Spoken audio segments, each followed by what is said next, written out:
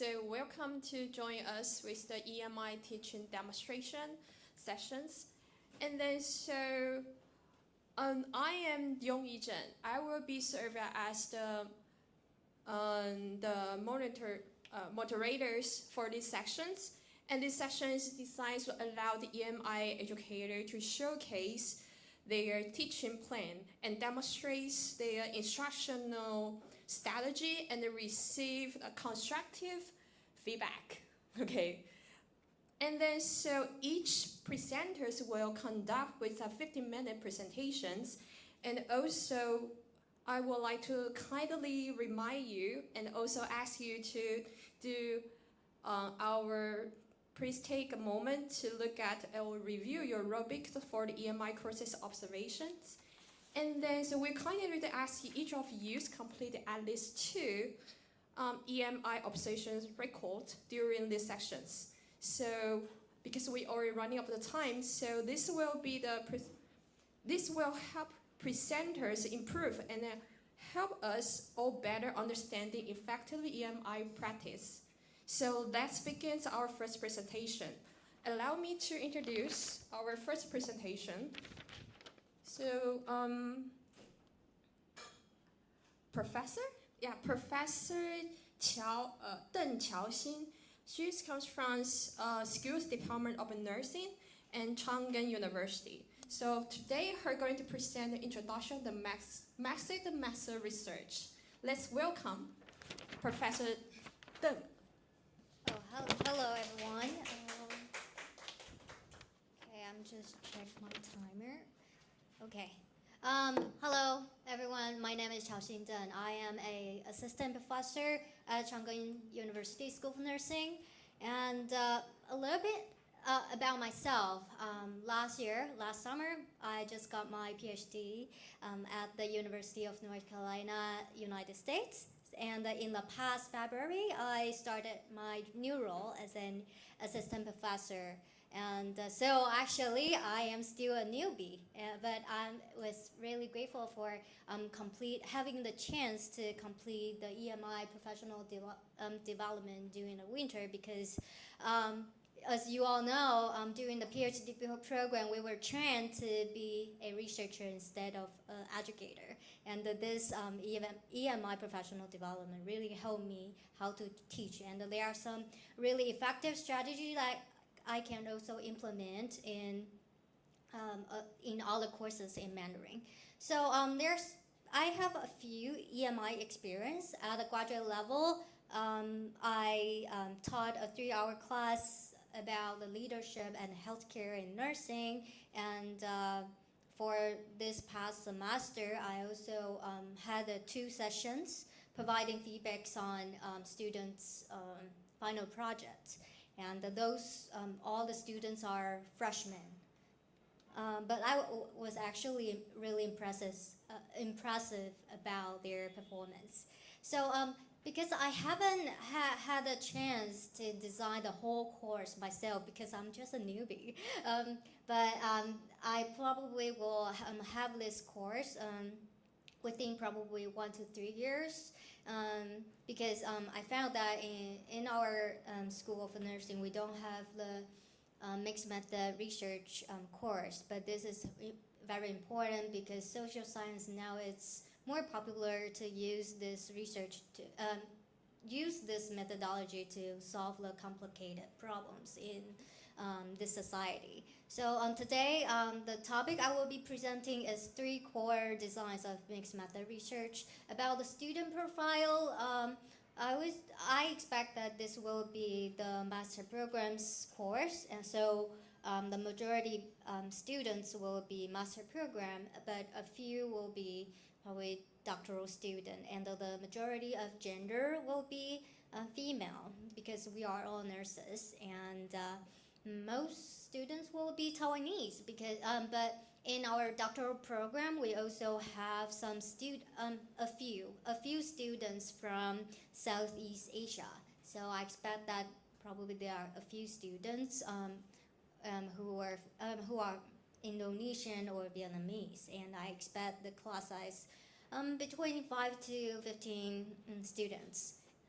Based on in terms of the English proficiency, I expect that most people will range from B1 to B2 level. It is rare to have the C1 level.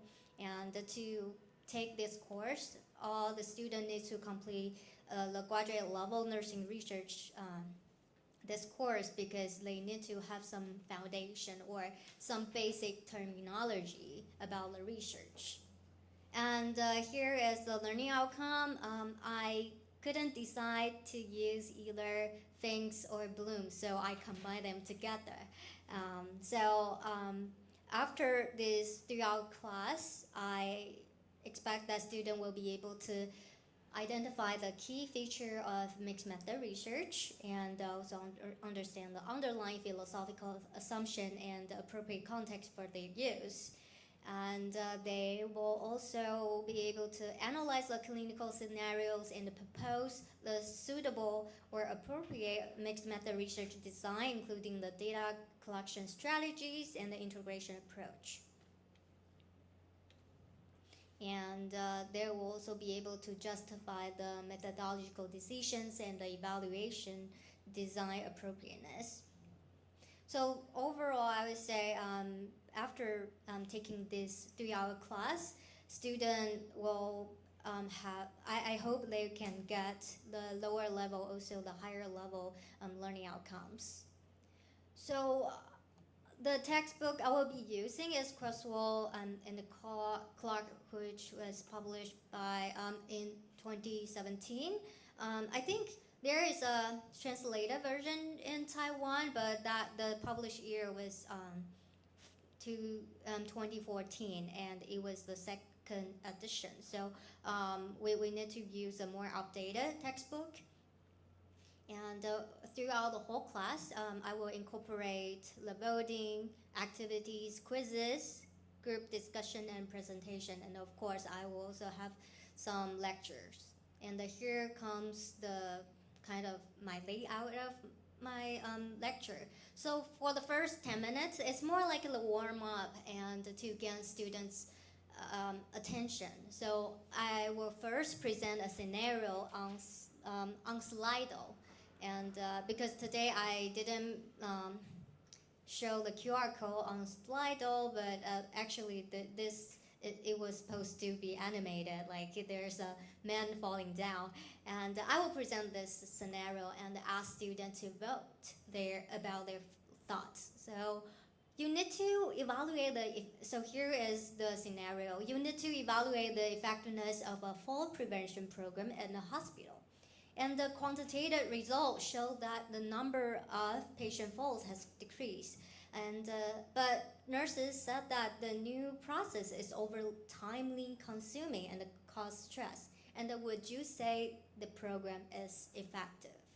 So students will log into the Slido and ask and vote their thoughts, like do they think about the program is effective? Yes, no, I'm not sure, or others. And after that, the student will have a text box to give them the opportunity to kind of rationale about why they think this program is effective or not. And so the goal of this activity is to highlight the value of mixed method research in addressing a complex real-world problems. And so for this 3-hour lecture, I only use the formative assessment, but these formative assessment will help with the summative assessment at the end of the whole course. So for this activity, I want to help students to think about the limits of single method research and also help them articulate their reasoning in written English. This is the goal for English proficiency. And in the next 2 minutes, I will inform the learners about the objective, so which I showed earlier, like a few minutes ago. And later on, the 10 minutes, I will try to stimulate their prior knowledge. Like I will ask them to log in the Slido again to have the 3 question quiz. And here is one example of the question, which is one reason mixed method research has become more prominent in applied health science. So there are A, B, C, D choices, but due to the layout, I only cut to the C option. So this activity is to assess their own understanding and re-engage with the content in last class, which is the history of mixed method and the philosophical foundation of a mixed method methodology. And in terms of English proficiency, I want them to read the academic language and also comprehend the research-specific vocabulary and social science. And in the next 63 minutes, it will be a heavy lecture. So for the first 3 minutes, I will give an overview about the mixed method design, and for each design, I will spend like 20 minutes explaining philosophical assumption, study procedure, integration strategy, and there are some like a variant design and the real world example. And I will also talk about the strengths and the challenges. So the picture on the left-handed side, it is the three core mixed method design I will be talking about. And then student will move to the 45-minute group activities. So for the first 5 minutes, I will give them some instruction, like how this activity will go, and I will prepare a box and to help them, like to ask them to be divided into small group and draw one scenario. And so here is one scenario on the right-handed side. A hospital is evaluating its new diabetes self-management program, and the team wants a quick, comprehensive evaluation that integrates health outcome with patient experience. What would you design this study? So they will spend 25 minutes discussing how they will design. So I was really grateful for like asking question during this keynote and the panel sharing discussion, because I feel like for these 25 minutes, I don't necessarily need to like, okay, have the student to speak in English in the full 25 minutes. Maybe like in the first 15 minutes, they can try to use to practice English, and then for the later probably 10 or 5 minutes, they can try to use the Mandarin to kind of practice, to kind of let them be on the same page. And for now, I plan to have 3 groups in a class. So they will spend 15 minutes to have a group presentation. So each group will have 5 minutes.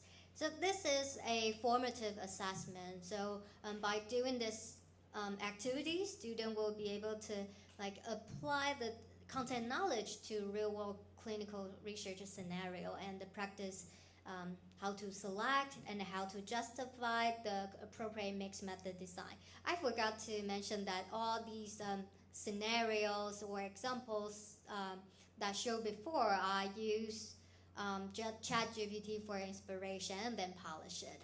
And in terms of English proficiency, they also will have the opportunity to practice speaking academic English to explain the methodology and the integration. Then they will have 15 minutes to provide feedback. So I will also give the feedback based on their presentation. My feedback will focus on the appropriateness and the clarity of the chosen design and the feasibility of the proposed mixed method research, and also comment on the coherence and the practicality in the integration plan about like how to combine the quantitative and qualitative data. So this activity is to help students receive and respond to peer and instructor feedback to refine their understanding. And then finally, there is 5 minutes this class, this 3-hour class, will end with a closing reflection.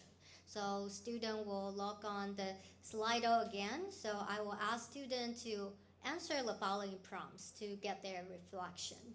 So the first one is, think of a research topic or clinical issue you are personally interested.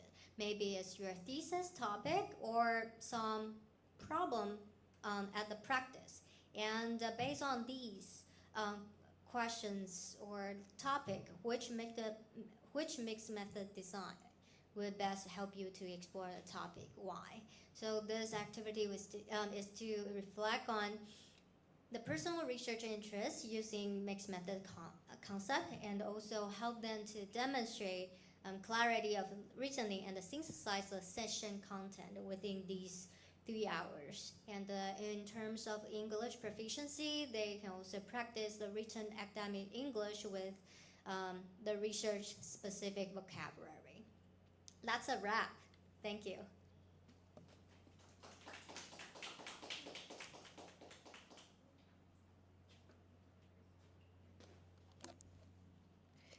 Thank you for a wonderful sharing and presentation. So based on our schedule, we're going to have the question and Q&A times after all presentation. So let's welcome the second presenters. So our next presenter is Professor Chen I-Ying. She is from the National Chiao-Hsin University and Department of Veterinary Medicine. Veterinary Medicine, yeah. So, where's your slide? Okay, I'll use my own computer. Okay, cool. I'm going to perform a micro-teaching. Okay, cool. today. Should I turn off it? Oh, no, it's okay. I can use this to change. Okay.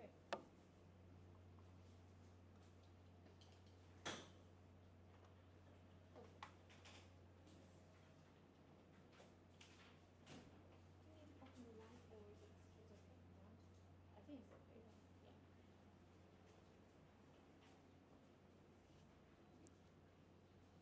Yeah.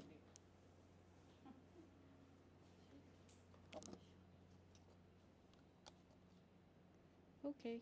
Hello. Okay. Let me sit on my pointer. Okay, I'm a little bit nervous now because I'm not as confident as I think the previous present.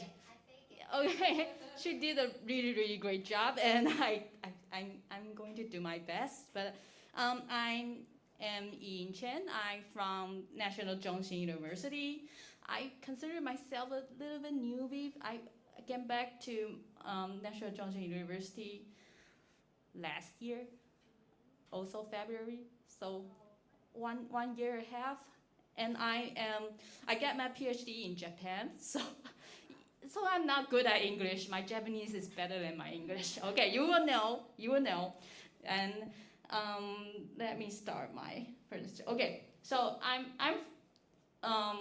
from the Department of Veterinary Medicine. So I teach veterinary anesthesiology. So this is my course today. It's a section from my course, which is veterinary anesthesiology. If you want to write the course name, you can write it now because it's a little bit difficult to write. But I noticed that the professor today is all like medical background, so I think that you will get what I was trying to say. But this course is for undergraduate students, and it's a required course. It's only for 1 credit. And the undergraduate students mainly the 3rd year grader.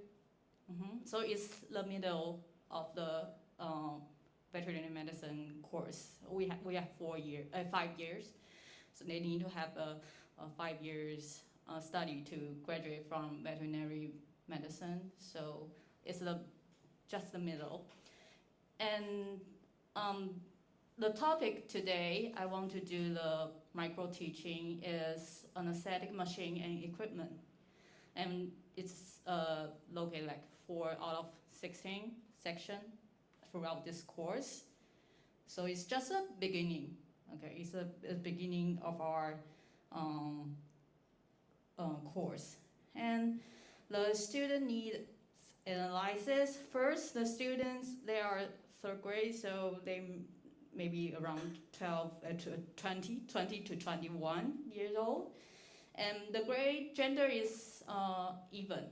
Okay, the male, female students, they are almost the same number. And I think 90% are Taiwanese, and 10% maybe from Hong Kong, Macau, or Malaysia, sometimes Japan and Korea, but it's really, really rare.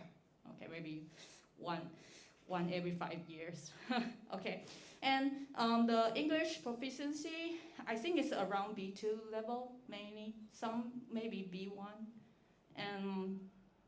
But their proficiency level in academic English is quite varied. Okay, maybe are able to listen to the everyday life English, but for academic English, maybe they are quite still need to adjust about that kind of academic English. So I want to keep it like slow and simple. And I would like the student to learn more subject-specific language skills, such as the specialized vocabulary, like anesthesia, vaporizer, breathing system, inspiratory and expiratory, which is important keywords for this section. And the prerequisite is they have to finish anatomy, physiology, and pharmacology, which is maybe around their first year, second year, they will have to finish this course, and then they can attend our veterinary anesthesiology course. So the goals is to learn about pain management, safe sedation, general and local anesthesia, pain assessment and control for animals. So this is throughout the course. Okay, so today's topic is maybe around this general anesthesia part. Okay, the anesthetic machine is very important to maintain general anesthesia, especially when you're using inhalant anesthesia. So why use EMI? I personally think that for student or veterinarian, it's very important to attend international seminars. I don't know how about other fields, but like for veterinarian in Taiwan, even we already a veterinarian, but we need to learn a lot of like new techniques or new thoughts about veterinary medicine. So we attend international seminar very often. Okay, so at least I think they have to know how to engage with the international sources. And I think the first challenge, what I have just said, is that they are not so familiar with the academic English. So maybe first they have to learn the technical vocabulary. Yeah, but so the opportunity is also this. Okay, sometimes when we attend international seminars, just know the technical term, we can get what the presenter is, what they are trying to say. So it's very important. If you cannot get the technical vocabulary, you just lost all the like presentation. Okay. So I think the learning outcome, I first want to have them to know the key terminology, the theories and the mechanism of the anesthetic machine. And I hope they will be able to explain the difference between the reviewing system and the non-reviewing systems, because it's all very frequently used during our veterinarian medicine.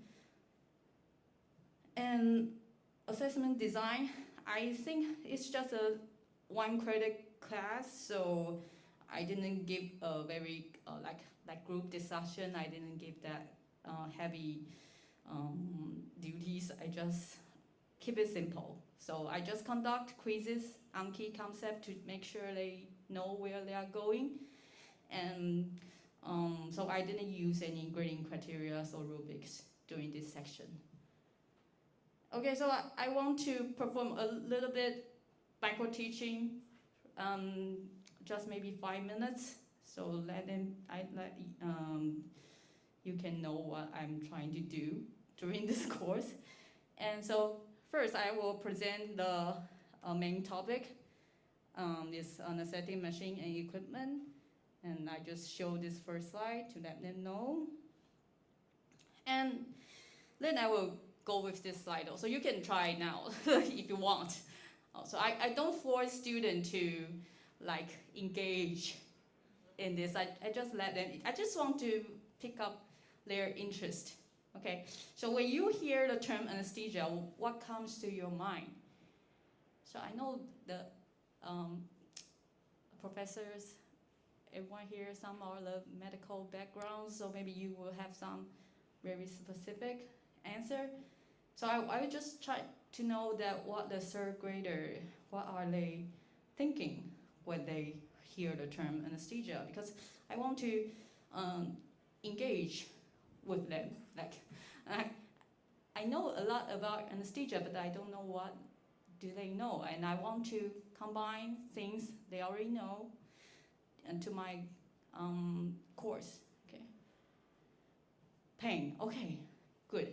So when you think about pain, because we are doing some procedure which is like combined with pain, which we have to use anesthesia to let them, like, they will not notice any pain during the procedure. Less pain, okay, in sedation and prevent pain, okay, nice. So, like somebody mentioned sedation, so it's not only avoiding pain, it's also like loss of conscious. Okay, not if you only avoid pain, that's anesthesia. That is anesthesia. Okay. So also some loss of consciousness, and somebody consider it scary. Yeah. So I think, like, I hope the student, if they think it's scary, I hope that at the end of the class they will think that, oh, it's not so scary. You have to be cautious, but you don't have to be like so scared of it. Okay. Thank you for your like applying these words. So today, I will first show the content after that word cloud. And today I only give this first part, but like no more, I will give this for the 1 hour class. So first I will go with the medical gas supply. And this is all anesthetic machine. It's like the simplest one.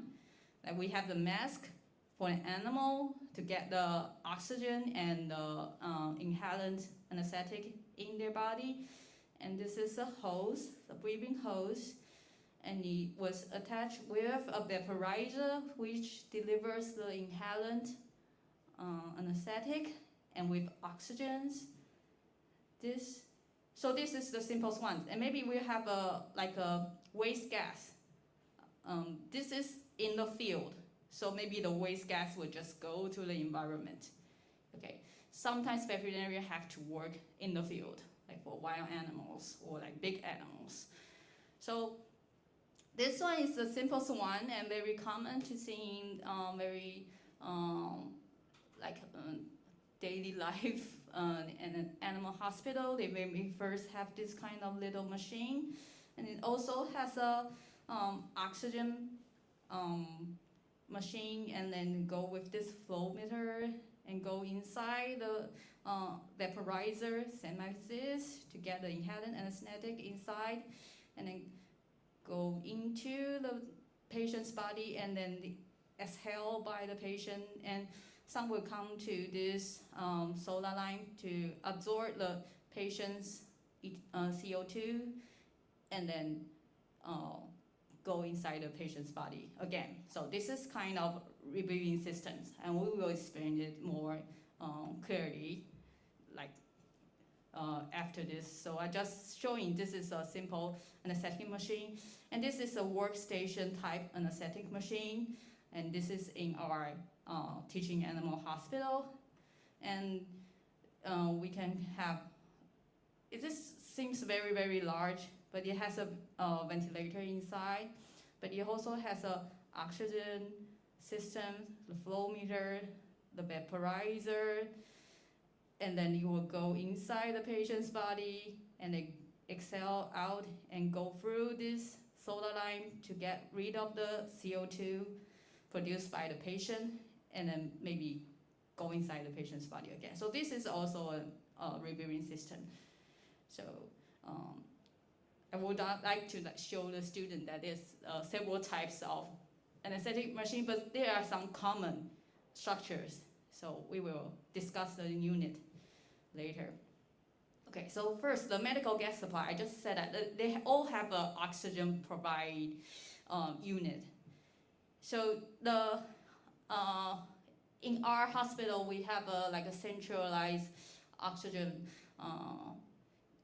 this kind of, like this inside the wall. It has a holes inside, and we will go to the centralized oxygen system, and you can see the green hose was come out of this and go inside the machine from here. Sorry for the lag. And it also has a spare oxygen cylinder here.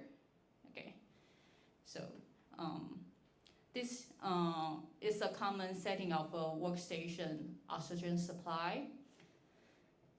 And when we talk about medical gas safety, we have to talk about the color coding and the pin index safety system. So we can have a quick play with this. So this is a green one, and this is also the green line. So we can, I think the paint is too small, so we'll just use laser. So we can attach this to this. And it also has a pin.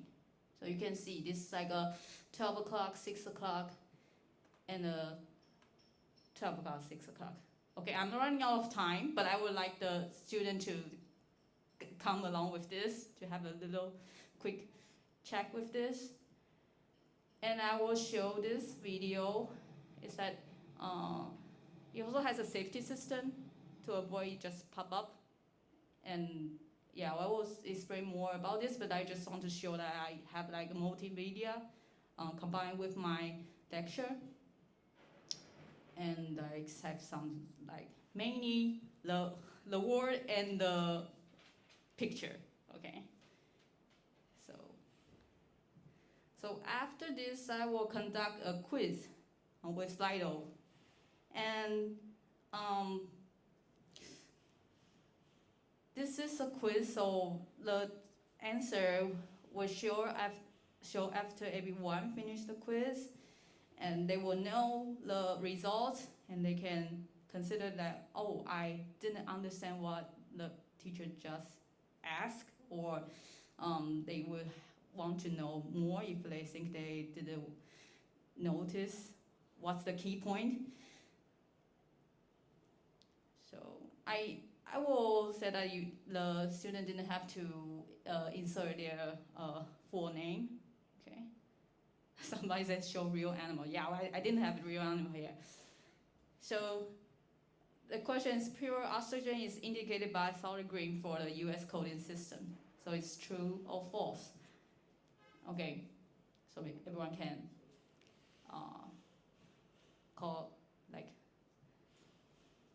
think about what he has just said.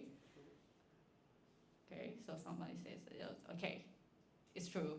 Okay, so just a simple quiz, and that it will feel easy to engage with this. And end of all slides, I will have a take-home message, and also like have a key point and just briefly explain it again. And I will have a final Q&A section here to let them ask anything. They just like I didn't explain like that clear, and I will just make myself more clear again. So yeah, I think this is for my own reflection. Okay, there's a typo, and sorry for that. I think I use illustration a lot, and I use Slido to assess students' understanding of the key points. And I think the Slido just provide easy engagement for students. I really already done this, and the students, I think they will answer like 80% to 100%. Even I don't force them to do that, but they will, like, I think they are having fun with it. And I just don't use the real name, so if they like get it wrong, only they self knows it. I don't know who get it wrong. And so I think use multimedia and online quizzing makes learning more engaging, but I still need to improve by like adding more videos or maybe some animals picture inside my slide. And yeah, okay, thank you for listening. A little bit all the time, thank you.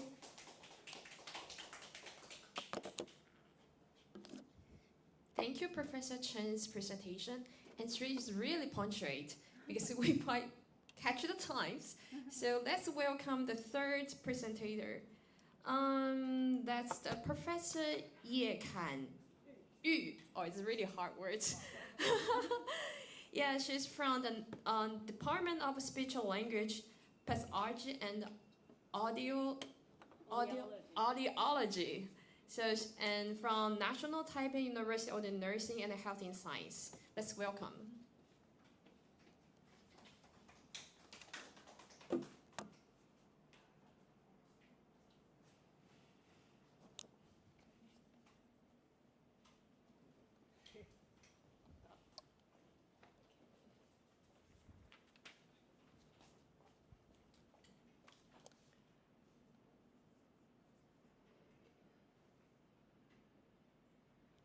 All right, so good afternoon, everyone. I am Kan Yu from National Taipei University of Nursing and Health Sciences at the Department of Speech, Language, Pathology, and Audiology.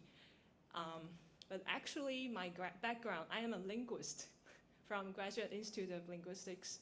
So I'm going to teach something different from the previous two speakers. So the flow of my presentation today goes like this.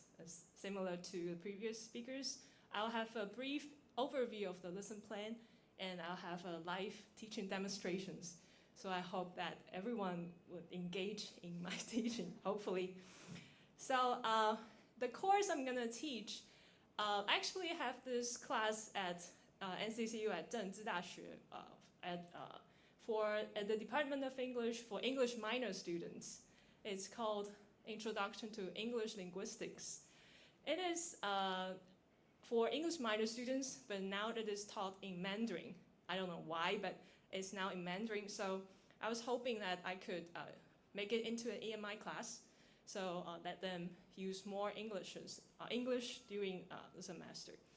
So it has 2 credits for this class, and this course spans the entire school year. And this is now the 2nd semester, so I'm gonna teach. There are 16 meetings in total, so the course I'm gonna teach is the 8th meeting. So yeah, and the topic of today is called Language in Society, right? Okay, so this is a class for English minor students. So they are basically sophomores or junior students from various departments, like Department of Diplomacy, Department of Sociology, and some of them are from foreign languages, the College of Foreign Languages. And they are all new to linguistics, the subject of linguistics. This might be their first time to know, like, there is actually a study about language, right? So most of them are. There are another required course from the English minor program. It's called Articulatory Phonetics. So some of the students might have taken the class in previous school years, or they are taking the same course, the course at the same time. But anyway, they are all new to linguistics. So their English proficiency, I assume, because they are all minors in English, I assume that they have to pass the exam to enroll in the English program. So I assume that most of them are above intermediate level. Some of them might be better in English, like around C1. But I could not tell because we teach in English and then all discuss we teach in Chinese and then they all discuss in Chinese. But I guess they should be able to handle complex topics and participate in discussions of abstract concepts. And also they will be able to explain these concepts in English at some degrees. Yeah. The subject-specific language skills, they will need, because this class spans an entire school year. So in the previous semester, they have learned the basic concepts, the key terms that we're gonna use in the study of language, such as phonology, like semantics, syntax, pragmatics, etc., like formal theories about the study of language. So they're all familiar with the terminology. So in this class, we are gonna, in the second semester, I'm gonna teach them how to use these theories, to apply these theories in a study around our daily life. So they will learn how linguists use these theories. And basically in this particular class, they're gonna learn how linguists categorize dialects based on different factors, such as regional dialects or social dialects. So there's no prerequisite required. They just come and I hope that they will learn how linguists study language. Okay, so basically, during the class, they will demonstrate, I hope they're gonna learn and demonstrate a strong grasp of key terminologies that we use in the study of language. And they will be able to summarize, explain, or classify based on the core concepts we have learned during the class. And they will have to apply this theoretical knowledge to solve different problems around like practical linguistic environments. Yeah. Right. So they, in this class, they will learn essential concepts and terminology about language in society. So they will learn the concepts such as dialects, regional dialects, and social dialects, and how we conduct sociolinguistic studies. And at the end of the semester, they will have to work in groups and conduct a group project about conduct a linguistic study. So they'll have to use this knowledge, especially the knowledge that we learn in this chapter, to conduct a linguistic study. So the teaching materials and resources I used includes textbooks, slides, and all the videos. And I usually use slides to teach them, and I value students' in-class discussion. So I will ask a lot of questions for them to discuss with their peers in class. Yeah. And assessments include summative, and formative assessments. They'll have a quiz after each chapter.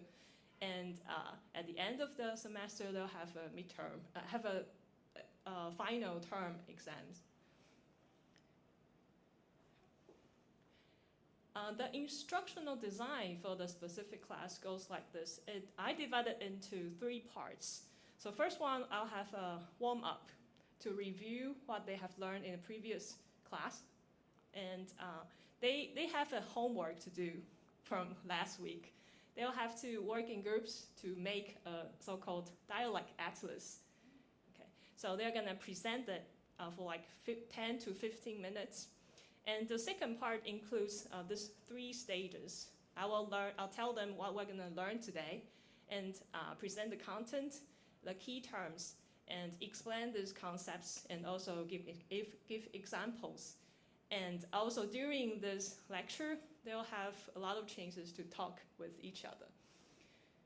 And the third part, they're gonna have some time to discuss what they realizes around their daily life, what they observed, the linguistic phenomena around their daily life. They'll have to discuss the differences in dialectal uses and how they're gonna conduct the group project for their term paper. And I will have some time to let them discuss and then share with the class. And hopefully we'll have time to give some feedbacks for them. And the last part, I don't know if we can do this because usually they are very engaged in talking. So usually the discussion will take longer than I thought. So if there's still time, well, I'll let them do some exercise based on how to resolve these different linguistic problems. There are exercises at the end of the chapter, so they're gonna do that if we have time. But at the end of each class, I'll have a wrap up to let them know what we learned today. And it's similar as the review part. Okay. So yeah, the assessment design, as I just said, we'll have, I value in class participations. I would like them to discuss with the peers of what they have observed around their life. And also they'll have quizzes and exams. All right, so I'm gonna do a quick teach demonstration. So I hope that everyone will. I always tell my students that because we use language every day, so there must be something that you know but you didn't realize. So I would like them to think about that.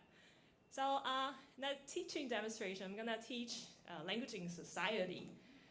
So, okay, so we're gonna start right now. So, okay, good afternoon, class. How are you today? Yeah, good, great. So last week, we have learned these different concepts. I don't know if you all remember what that is. We've talked about dialect and language and regional dialect. Can anyone tell me what that is? Yes, what's the differences between, like, what is a dialect and what is a language? And what are regional dialects? Usually they'll have that kind of face, and then I was, okay, now so you have to discuss with a partner right now, and see what you remember about what we've learned last week. Okay, so yeah, so a dialect. So after the discussion, so a dialect is mutually intelligible from. It's basically the same language, but it's mutually intelligible from different parts in systematic ways. And when the dialects become mutually unintelligible, they become separate languages. Well, ideally, it's like that. But everything is not that simple. So basically, how we divided dialects and language is based on political and social considerations. So basically, the language within a country, it's all called a dialect. So in Taiwan, we have many dialects, and some of them are not mutually intelligible, but we consider them as different dialects. And in China, there are many different kind of languages, but they are within China. So linguists would tend to consider them as dialects of the same language. So that's what we've learned. And we also talked about the differences between different dialects. We can discuss them at different linguistic levels, such as phonological differences, lexical differences, and syntactic differences. Okay, so now discuss with your partner. Can you give me one example of each differences? Okay, so that's for the review. I'm gonna skip some of it. Okay, so last week we also talked about regional dialects. It's a dialect categorized based on different geographic regions. So we'll have so-called Taichung accent of Taichung, and accent of maybe Kaohsiung or Tainan. So that's called regional dialects. And last week, I have asked you to conduct a small project to make a dialect atlas. Right, remember? Dialect atlas. So now is the chance to showcase your project. So this semester, they've done something like they show a ball of rice with some meat on it, and then ask people what does that called. Some of them said it's 卤肉饭, and some of them said it's not 卤肉饭, it's 肉燥饭. And some of them says that a bowl of rice with a little bit like a huge chunk of meat, what does that call? 控肉饭. So they conduct these small studies and then make a map of the same thing. Well, what is it called in different regions of Taiwan? So they're gonna present it for like 5 to 10 minutes. Okay. And for the main content, we're gonna talk about social dialects. It's a dialect based on different social factors. So what are the social factors that can categorize different dialects? One of them is gender. Gender. We can categorize different dialectal uses based on gender. What does that mean? So Lakoff, 1973, conducted a study. The study showed that there are several linguistic features that are used by different genders. Women use these linguistic features more frequently than men. For instance, hedges. I might come, well, I might not come, I might do that. So hedges or tag questions or politeness words or use of intensifier, that is extremely great, like beautiful, something like that. So in the study, he showed that women use these linguistic features more frequently than men. So gender is one thing that categorizes different social dialects, and we call this genderlects. Okay. And another social factors that categorizes different dialects, it's called is social class. We can categorize dialects based on social class. William LaBeouf, we've mentioned that the rule of R dropping. It's a features of British English. The R at the end, the R follows the vowel will drop. So car will become car in British English. We've mentioned that in previous week, if you remember. That's a very unique feature of British English.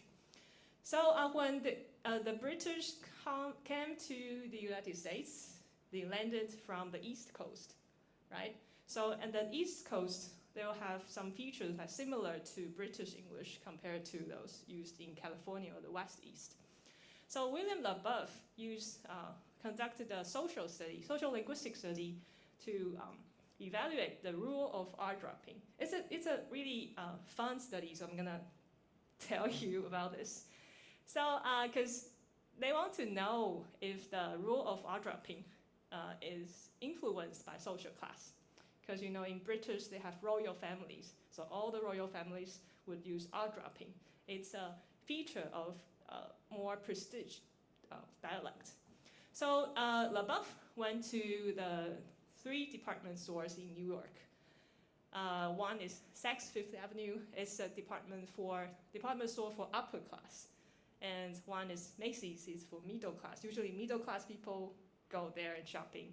And there's a department called S. Klein. It's for working class. So it's like 保雅, I don't know, maybe I don't know, 小北百货, something, 小北百货, and then 贵妇百货, and then maybe 保雅 or 远东, compared like in Taiwan. So he went to the department store and asked the employees questions to get directions to the 4th floor. So there are 2 R's in the phrase, the 4th floor.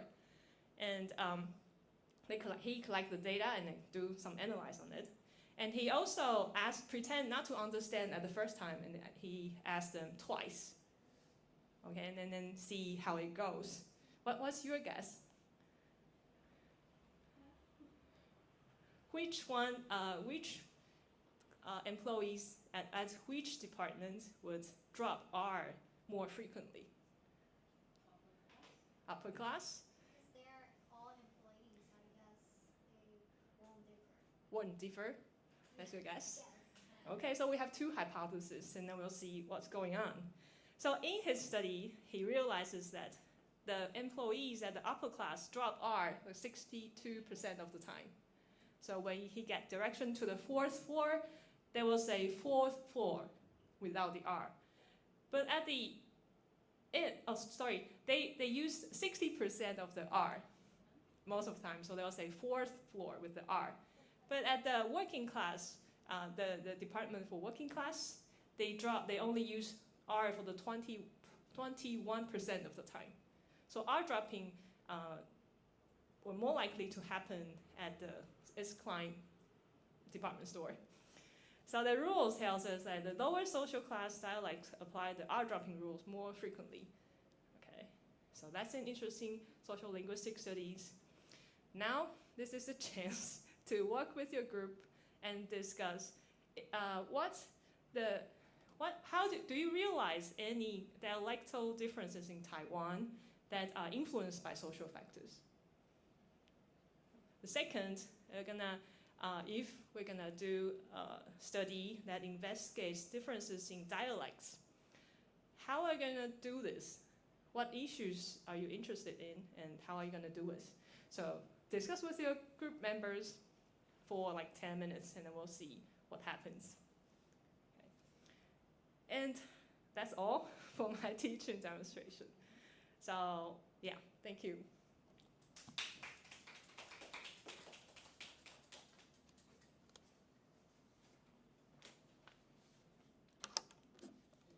Okay, thank you for Professor Ye's presentations.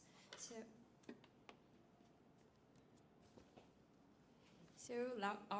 welcome the final presentations. Professor Michael Korinek. This is my first time to pronounce your full name. Korinek. Okay. Is it correct? It's in English, yeah, but in it's Czech language it's Michal Korinek. It's too hard for me. We have special vowels. Yeah. Maybe I need 2 minutes to prepare. Maybe you can take a... Oh yeah, so good. I forgot 2 minutes because break. we are colleagues. We're from the same university, and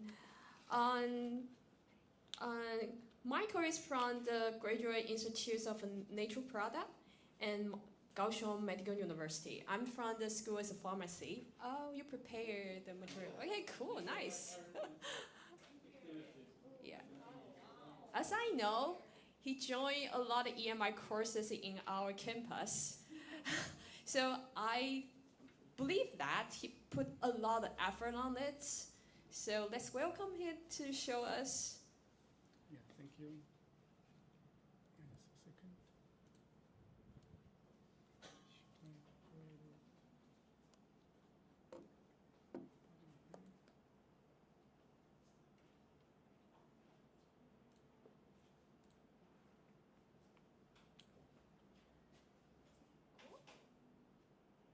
Can we help?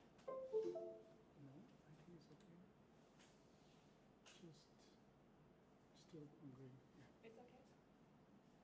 Or there was this one? Yeah, I think that's Or the point. should I use this one? Yeah, I think that's the point. Or this one also inside? I think You can also use this one. Yeah, I just.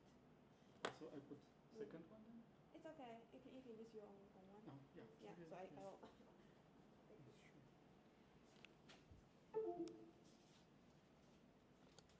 Okay. Okay, welcome everyone. I will have a little bit different, more like extensive introduction of myself and the courses and what techniques I use. So compared to the others, I use a little bit more. Maybe I will check my time. I have just 15 minutes, right? So I do worry I will be over. So, okay, I'll try to catch it. Okay.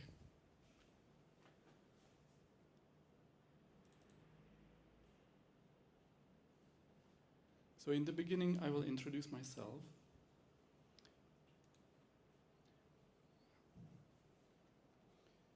So welcome everyone today for this sharing, and I'm happy to be here and have interaction with you. My name is Michal Korinek. In English is Michael, and in Taiwan is Komaiko. Okay, and I come from Graduate Institute of Natural Products, College of Pharmacy, Kaohsiung Medical University, and today I will share a lecture on isolation techniques from natural products, from herbs. So, because in my research, I'm working on the natural product chemistry, and we are doing extraction isolation from different plant materials, traditional Chinese medicines, Indonesian medicines, European, etc. And we apply for the bioactivity, that this is my interest, and we also use some in silico methods to evaluate the effect of the compounds that we isolate. And here I go back to, okay, it's kind of strange, it's foreigner in Taiwan, and what is my story here? So I'm originally from Czech Republic. I graduated at Charles University as a pharmacist. I have worked in pharmacy for 1 year, and later I came to Taiwan to do the PhD, and I stay here currently as a part of the College of Pharmacy, and we have master and PhD students. Currently I have 2 master and 2 PhD students from different countries. This is just a sneak peek to Czech Republic, if you have chance to travel, visit, to go.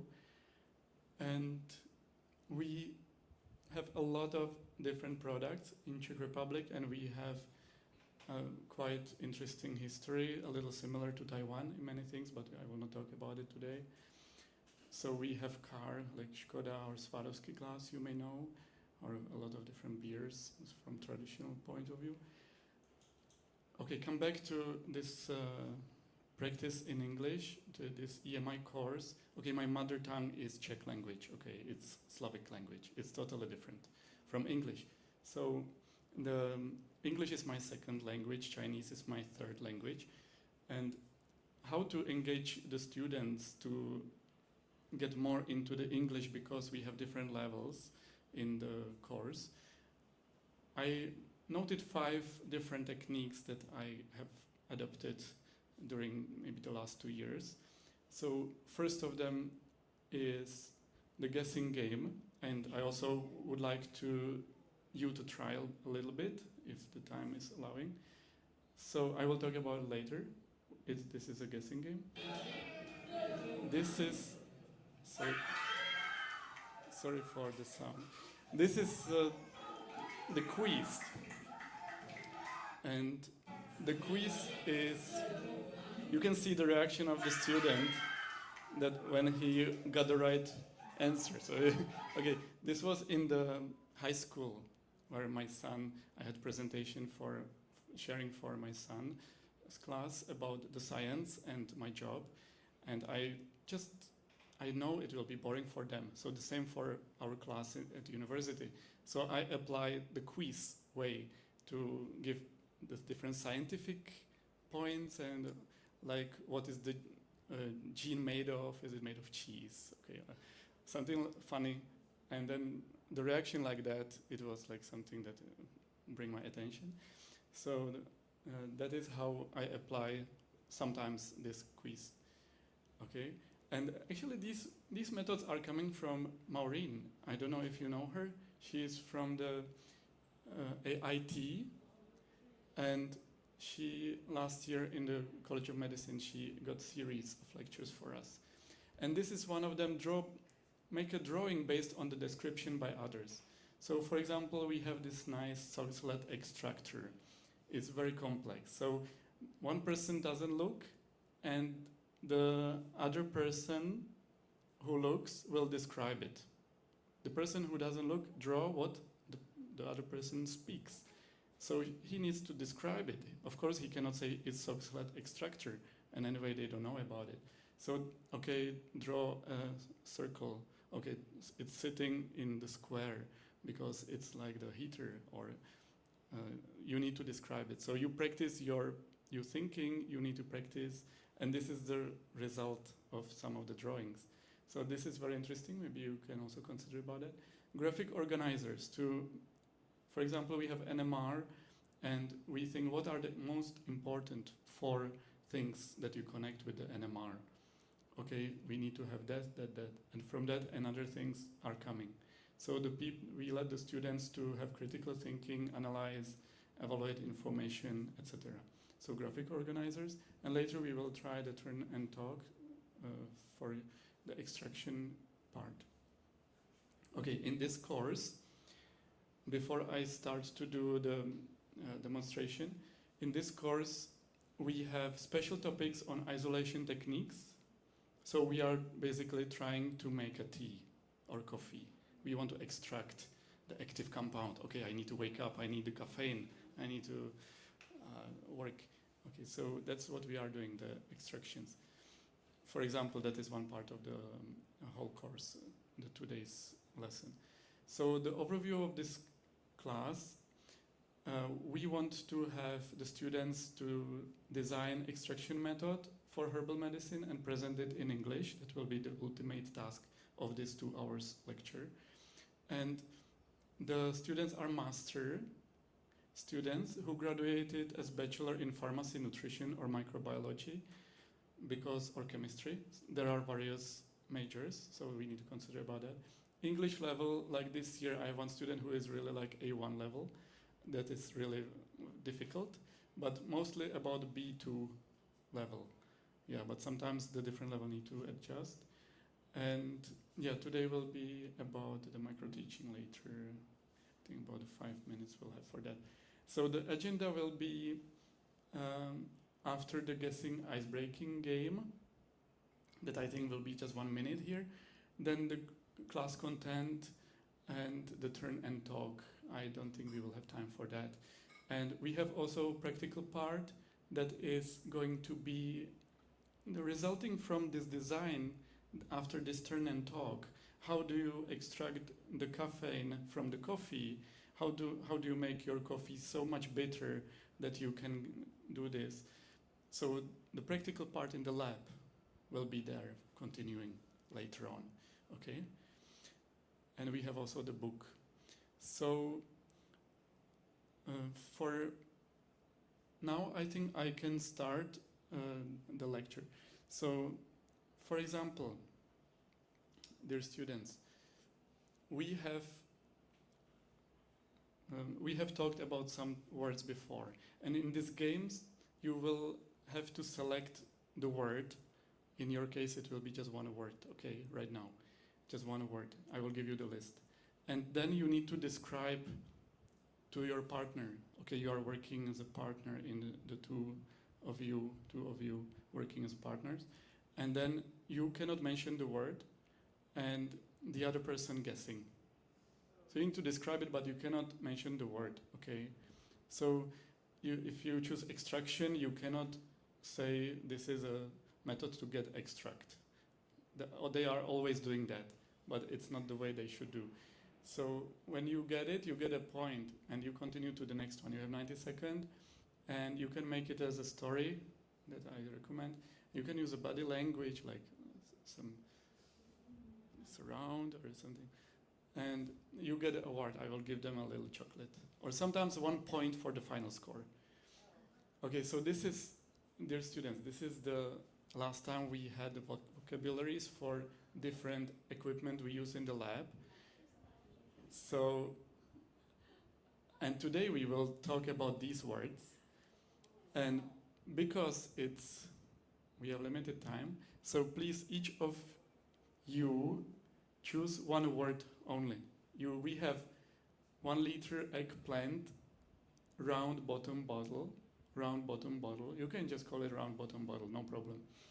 Solubility, something will dissolve inside of the liquid, so it will become liquid as well. Miscibility, they will mix together, right? Maceration, it's some kind of extraction. I will give you the hint first to explain the words. Advantage, do you know, something good?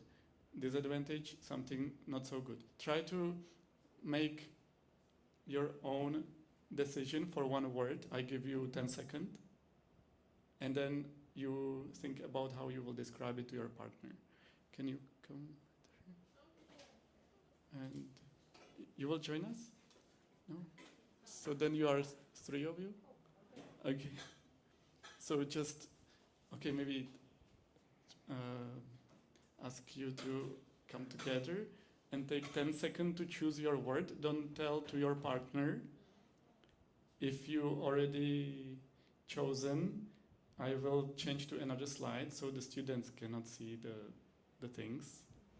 Okay, so if you chosen, then you will go, I come back to this one.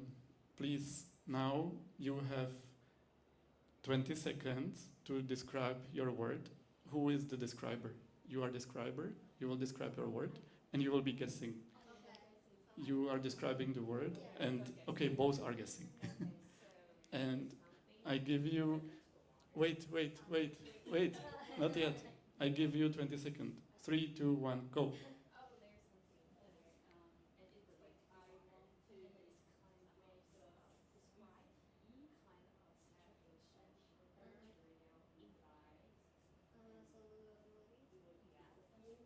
Got it? Did you get it? Okay, now you change your word and you please describe the word to them and try to guess again. Another 20 seconds. Just go ahead because we have no time. So I think to drink coffee you need to do a process. You get it? Ah, you win. Great. You will get the chocolate. Okay. No? I can remember that word, but I know that. Okay, can you say what did you say? The maceration. Yeah. Yeah. How did you describe it? I first asked her like, do you make tea or coffee? And Okay. there is a process. Something. How to call it? Maceration. How did you describe your word? It's an object where you put water in and it goes like this. And yeah, you use it goes like this. Okay, you use the body language. Yeah, that's good. So that is absolutely fine because you didn't say the word. You didn't say the bottle or something. So this is just to show you how we can do. The students pretty like this and they will get the ice break. It's really great for ice breaking. And okay, now we will have the lecture, but I will go really fast because we are running out of the time. So what we are aiming to do here, we are doing the plant material extraction, and later on in the course we will do the partition, separation using different techniques, chromatographic techniques, TLC columns, and then we can get a pure compound and get it chemical structure. So we are basically chemists here. So now talking about extraction, what is this? Coffee. Yes. And what is extraction? We are getting the caffeine from the plant into the liquid. And there are different conditions that you have to pay attention later in your task about solvent, device, process, or raw material. I underlined some of the important ones. You can pay attention to that. You will have it as a source for your task, this PPT. And this is example of the material that we are working in the lab, for example, that practically we are getting the material from the mid-Taiwan and we are studying this towards the anti-infection, anti-inflammatory activities. And we are doing the extractions and isolations. So the first extraction type is maceration. And I would say some of the advantages here, we focus on the compound can stay in your extract. So it is stable, thermostable. The opposite word, is thermolabile. This means it's easy to degrade. So this method is room temperature. It is good for the material, for the compound that is easy to degrade. Okay, but on the other hand, its disadvantage is it's time consuming and it's solvent consuming. Here we have some advanced methods such as Soxhlet extraction.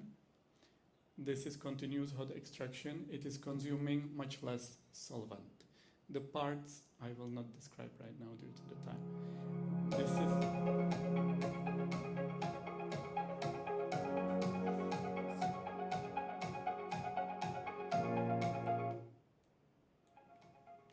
sorry for the sound also. So here is the way how to use reflux. This is another continuous extraction that we apply to increase the yield, and we can decrease the solvent amount that we use. Okay, so these are the most advantages of this method. Here you can see some practical way how we will do it in the lab, and you can see the condensation here. And now is the time to take the paper that you have in front of you, and we have one ultimate question. How do you prepare the most bitter coffee? How do you prepare the most bitter coffee? In the scientific way, how to extract the most caffeine from Coffea arabica? So you can see on your paper, this is your task that you will discuss with your partner. You can use the internet, you can use the articles, it's fine, you can use ChatGPT, but you need to evaluate the correctness and suitability of the method, and then you discuss with me. On the other page, if you turn, there are some useful terms that I expect you to use when you do the final report of your task. So you can use some advanced words connected to your extraction coffee task. Okay? Here, just few tips for consideration. You can make a cold brew, like dripping. You can make a mocha, applying a pressure. This is very interesting way how to make more acidic coffee, not so strong, not so bitter. And after you finish your discussions, and we will have each of group presenting your method and discussing the feasibility of the method in the lab, because later you need to do it practically. And your aim will be to get the highest bitterness, so the most caffeine concentrated, you know. And in the next class we will do what separation techniques you will use to purify the caffeine. So we will continue from this task to another class where we purify the caffeine using different methods. And you have some of the methods described in this, potential methods described in this link. Okay? And please also watch the video here we have on the QR code that will give you insights on different separation techniques. So that's basically all for the demonstration, and we have a video from the course here that if you are interested you can watch, where we apply the mini games as well as some of the practical. And usually I will have a feedback during the final report. I will write each group suggestions on the board. After that we will have a discussion, some modification, then I will take a screenshot and post it on the line group so they can have reflection. But practically maybe they are not so active, right? But at least we have written what they did in the class. Basically that's all. Thank you. Yes. Sorry for the time. Thank you, Michael's presentations. And also thank you to all our presenters for wonderful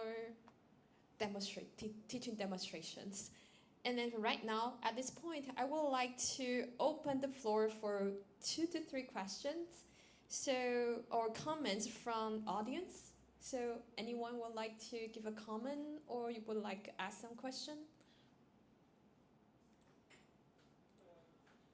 Would you? Any question, any comments for?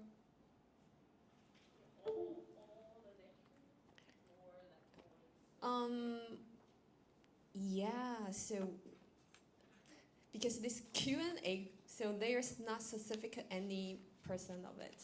So you can ask some of you who would like to ask them. So not only Michael, you can ask the... Maybe you can ask first mine question when I'm here. Yeah, yes, you can give the first one. Do you Okay, have any cool. suggestion or feedback on the activities that we did in this one? Okay, so we can give Michael 1 or 2 comment or suggestions, or you want to ask me question, and each one will be like a 1 or 2 question, maybe, because we have 10 minutes. Yeah, so. Okay, yeah, please. I would like to know that how did you control the time with these kind of activities when you like conducted in your lecture? I think the time control is one of my weakness, to be frankly speaking. So sometimes it's difficult because usually the students, when they start to enjoy for example, the guessing game, then it will take much more time than I expected. Yeah. So basically I need to adjust some parts of the planned next schedule, because otherwise, what can I do? Yeah, I will try to cut them, but when they are engaged, I try to let them stay engaged and have discussion, because they are practicing English. We also have Taiwanese, and we have Indonesian, Philippines students, Indian students.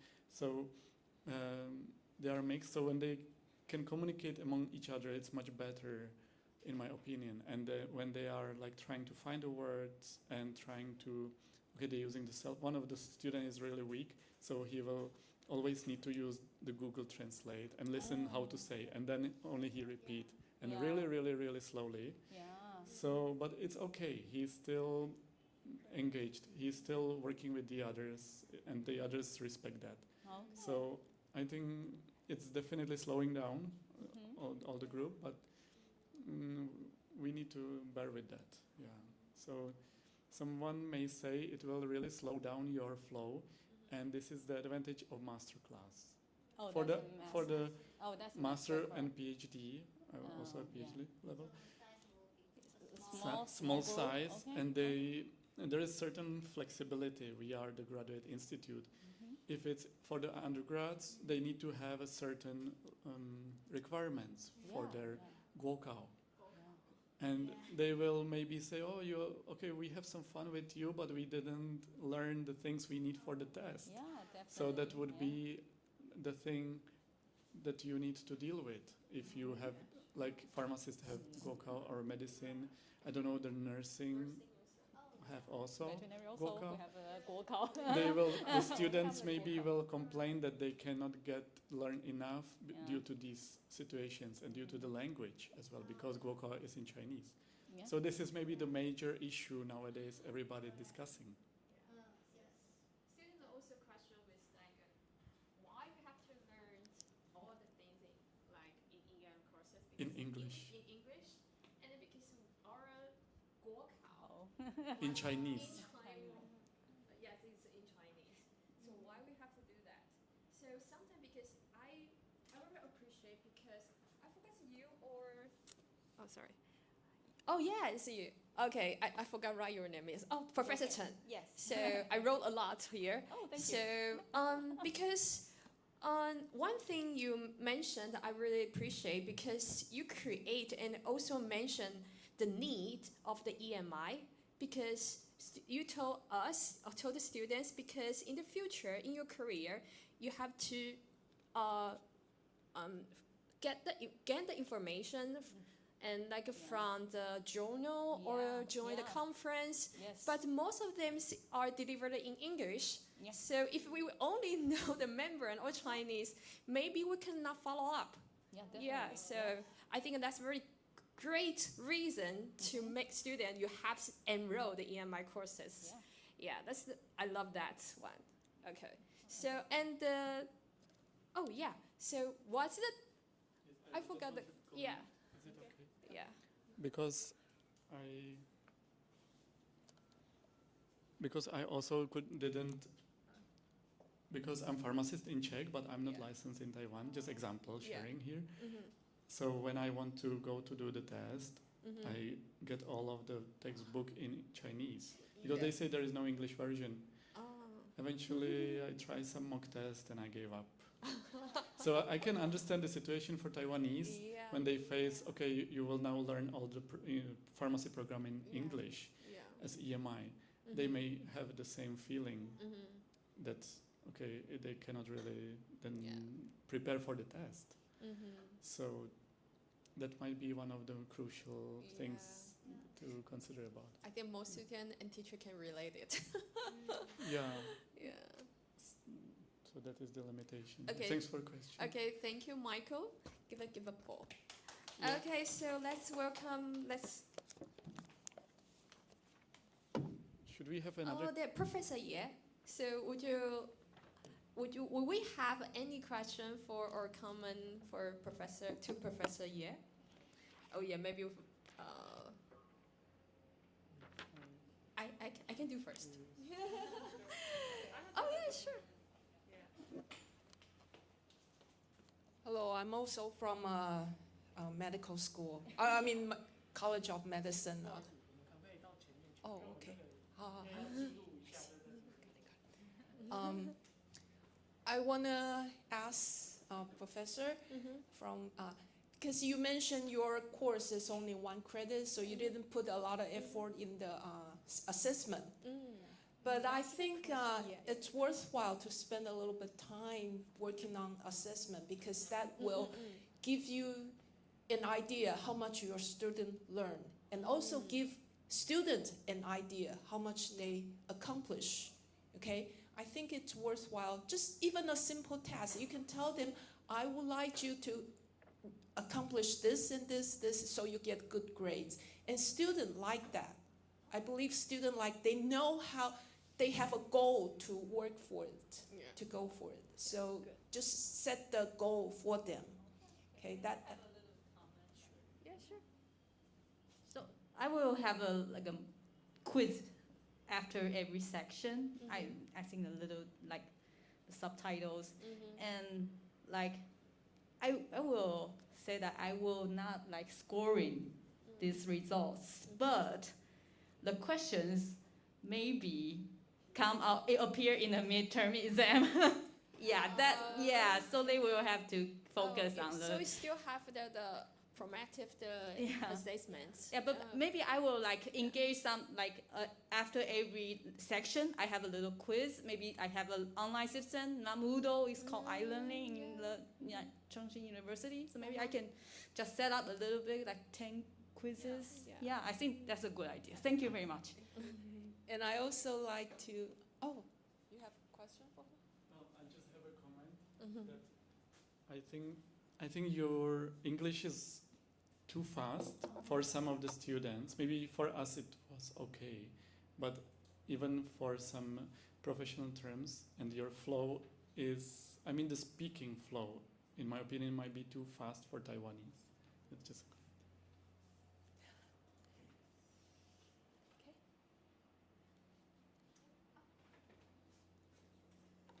Okay, so anyone would like to do the comment or question? Yeah, sure. I was designing this class for Department of English because I think it's easier to teach them because they have English better, because their English proficiency level are better. Yeah. But I would love to have a class at Guobaihu with English, but I don't know if it's doable. Right. Yeah, because because their English, we'll have to have more time to help them develop their English instead of like, we'll have to find a balance between their getting their English better and then they'll have to learn the content. Yeah. So it's just want It's to really know. hard to make a balance between the content and teaching them or improve their English proficiency. But I would like to do in my class. I prefer to do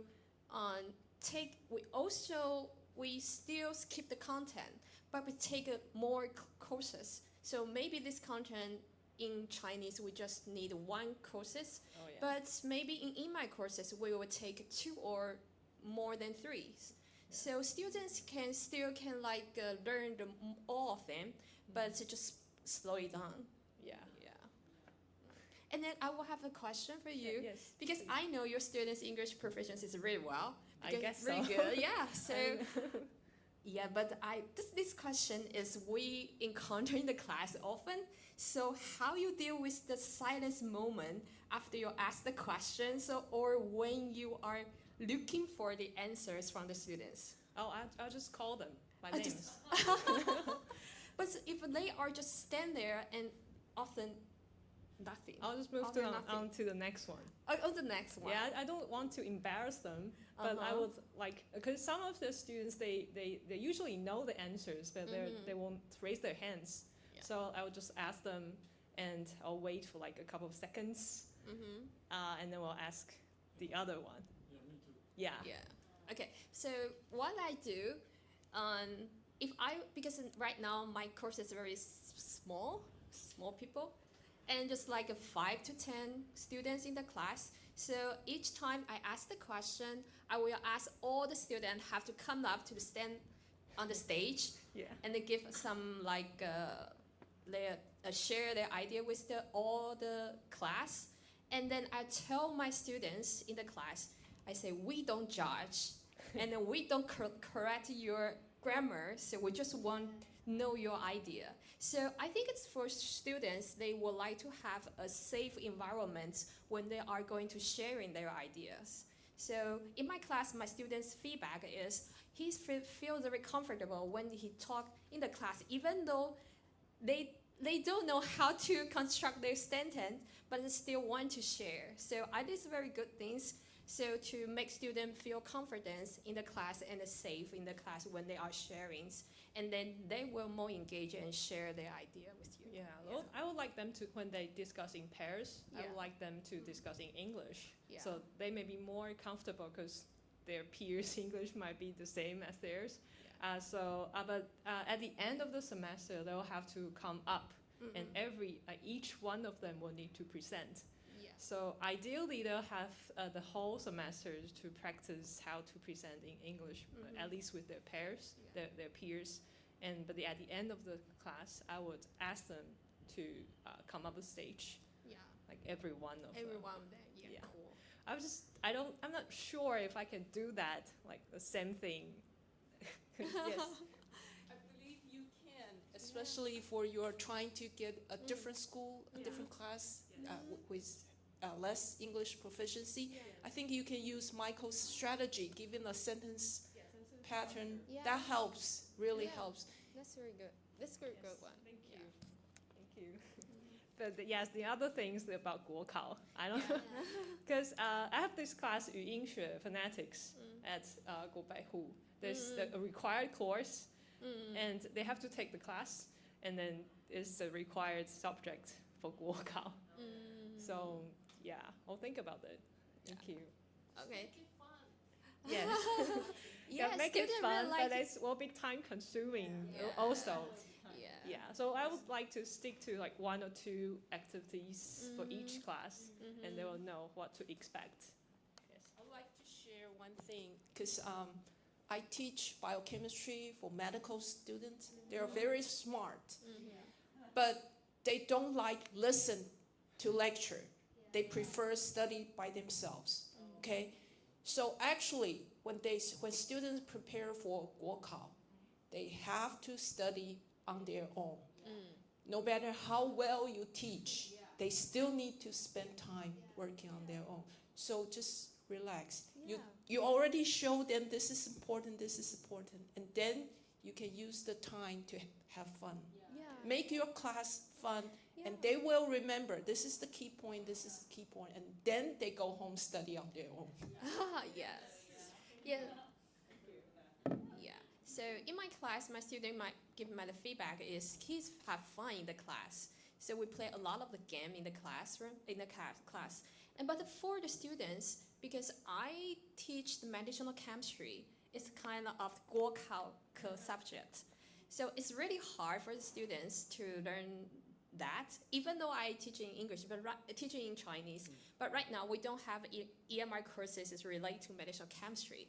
But in the class, I always use like a story and to teach students how to remember this drug structures and how this have the drug-drug interaction with what kind of drugs and the why and the reason. So you make like a story, just to make yourself like storytellers. The students were more engaged. So they are exciting sitting there and waiting you teach them, tell them how to remember it. So even though we deliver a lot of stuff, a lot of content to them, actually some of them is already in the textbook. So they would like to come to the class because they will want to know how to learn it more effectively and efficiently. So I think that's, in my class, I always like a storytellers. So, but in EI courses, I would like to my students like relax and have fun, right? So if you are very nervous in the class, the student still is like, you can feel that. So they will still like hold it here and nervous as you. So just fine, have fun and enjoy your courses, yeah. So, yeah, sure.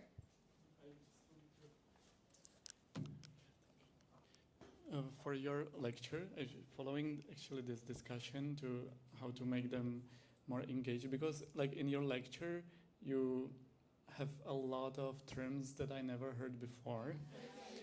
Like the mutually intelligible, is it about intelligence? Actually, I have no idea. So I don't know if the students will have enough background knowledge at this point to understand what is it, if the Taiwanese, or you need to tell them in Chinese first? I'll explain. I didn't do that, but I will explain it with like more easier words, like they're mutually understandable, means mutually intelligible. So if I speak a dialect, then you can understand it, and basically we're speaking a dialect within the same language. So maybe you can explain in Chinese. I can. Because the point is, if they not understand the term, they will be lost. Maybe like me a little bit from the beginning till the end, right? So, or you can put some of the pictures, for example, when you have the robot fun, or you can put some food. The students will usually cheer up when they see the food. Just some comments. Thank you.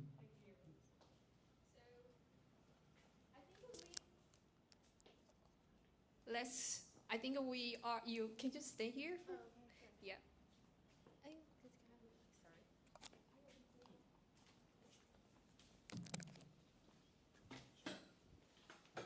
We are a little bit run out of time, so now we're going to open 1 or 2 questions if you would like to ask the Professor Teng, right? Yeah. Okay, so any?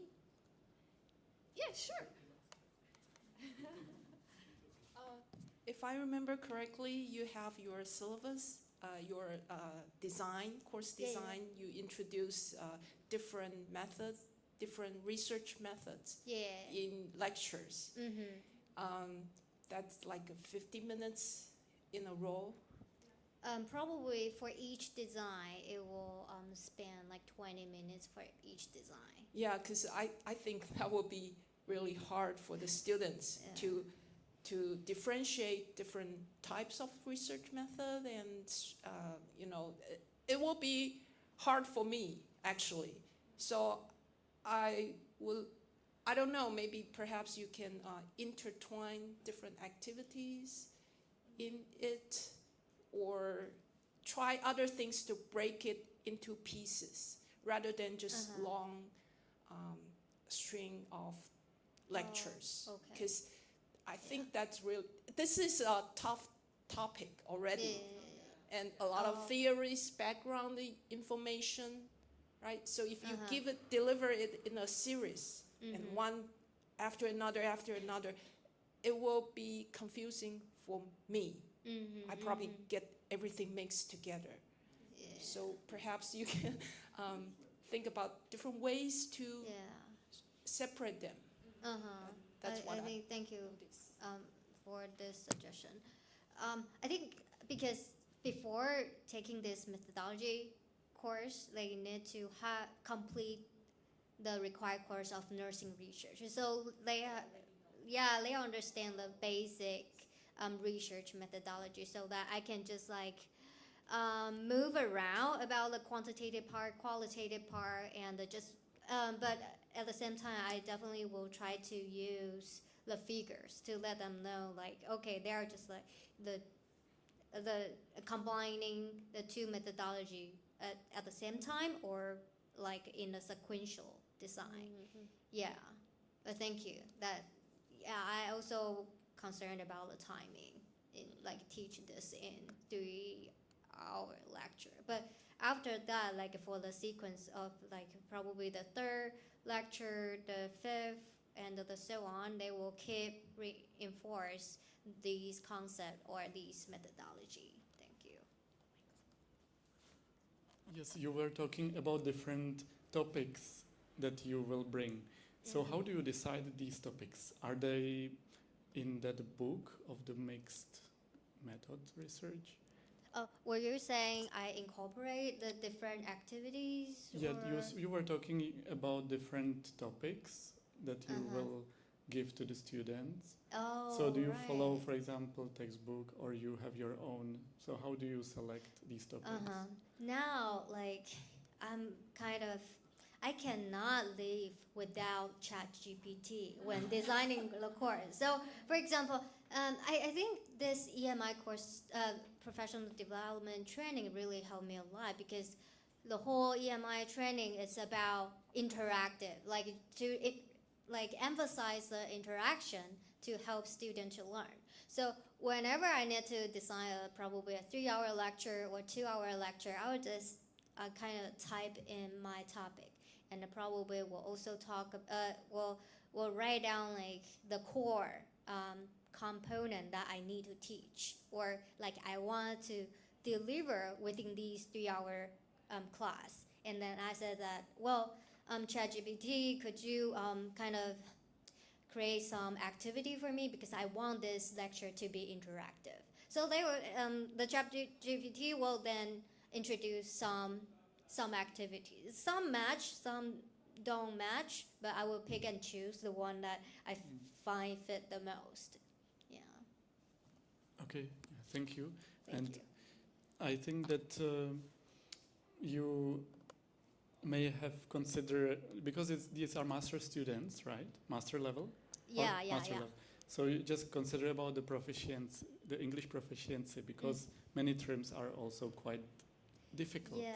So maybe you need to recommend some kind of like handout with the terms that have also Chinese inside. Yes. Yeah, something like that. Thank you. This is really helpful, because like when I turn the page around, like you have some examples, and that is what I didn't think about, and this will be really helpful for students to use during the classes while they discuss a topic or anything else. And I'm thinking that probably I will also incorporate, or I will encourage them to use ChatGPT. Even like I probably forbid them to use, they will still use it, because sometimes like when I try to create a activity, I think this is probably the conundrum I'm facing. Dilemma. So like when I try to create an activity that I try to interact with students. For example, in one class, I just show a video, a media, and then I ask them to watch the video and trying to reflect on the content I teach, and then trying to say, okay, in this video, what kind of content you are seeing in this video. But sometimes what I get, these are anonymous activities. So when I see the answer, I know that is ChatGPT generated. But I want to answer from a human being instead of a machine. So I think this is, the challenges we will face in this era, like how to help students learn from the bottom of heart. I just a very brief comment, my experience on this, when I give the assignment to the student and maybe 50% give me something related from ChatGPT. But one student was like, obviously completely, maybe he didn't even read it. And what I did, I asked ChatGPT, is it written by you? And can you evaluate the level of created by ChatGPT, created by you, and analyze of this each assignment. I have 9 students in the course, and then very excellent report. And I quite agree with that when I go through that. He said like this one is completely ChatGPT, this one is a little bit modified, this one is totally the students' ideas. Yeah, you can use it like that. Go back, relativate to from there. They are using ChatGPT, then we need to use, today the Lukasz speak in the lecture. We need to use it back in the evaluation as well. But it works. That's what I want to share. Cool. And then Michael has asked 2 questions. That's list in my note. So he already asked the 2 questions I would like to ask you, because I will ask about something like supportive strategies to students who cannot catch up the courses. What kind of strategy you can do for them? So although my EMI teaching experience is limited, but I have 1 or 2 at the graduate level, and because I also afraid that they don't probably speak English very fluently. So before the class, because this is a graduate program, they are supposed to do the readings beforehand. Supposed to, but I will probably I will try my best to 1 week before. I will tell them about all the readings. Probably I will have 5 readings, but probably this just 1 or 2 that is required, or that I will mainly use. And then I will also say that, well, during this 3-hour lecture, we will have probably 2 core discussion activities. So I will lay out the prompts so that they can prepare their answers beforehand. Other thing, and I also encourage them to use the devices the phones or laptop, anything like that. Okay, cool. Okay, so we are running, it's almost 3, so we're going to close it. So before we close it, I would like to encourage you to complete your EMI courses record. And then at the end, we're going to take a photo together, right? So before that, thank you all of you. And I learned a lot from you, because some ideas I never think about before, because some creative EMI teaching approach, that's like how to make a coffee more bitter. Oh, well, no, I never think that before. And to teach a student, and also scribe,